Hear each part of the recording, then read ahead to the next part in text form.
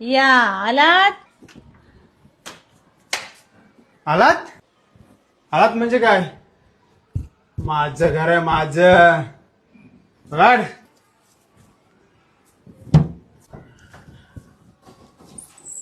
मेरे अंगन में तुम्हारा क्या काम है,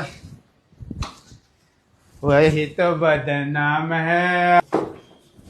बायको मी आलो.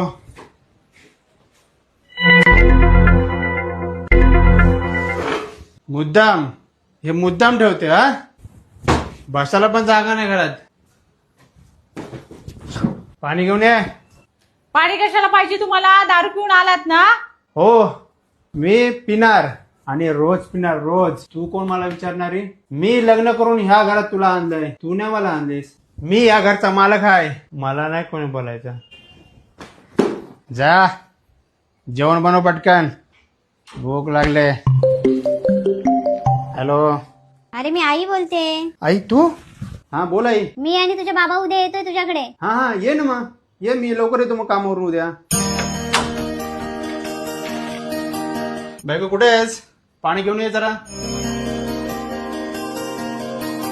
काय हो, आज न दारू पिता घरी? तुला सांगितलं ना काय? आई बाबा येणार आहेत म्हणून. हो.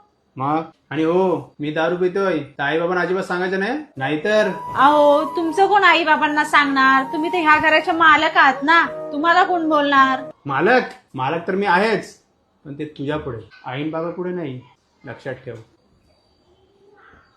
आई बाबा येणार हे समजले तर हे दारूच पिऊन नाही आलेत, आणि आज किती व्यवस्थित आलेत. आई बाबा जर आमच्या सोबतच राहिले तर हे कधीच दारू पिणार नाही. हेच तर एकत्र कुटुंब राहण्याचे फायदे आहेत. मोठ्यांचा आदर ठेवतात, वाईट गोष्टीपासून लांब राहतात. आणि सेपरेट राहिलं तर काय, स्वतःलाच मालक समजतात, आपल्या मर्जीप्रमाणे वागतात. खरंच एकत्र कुटुंबामध्येच राहायला पाहिजे, पण काय कामानिमित्त बाहेर यावंच लागतं ना.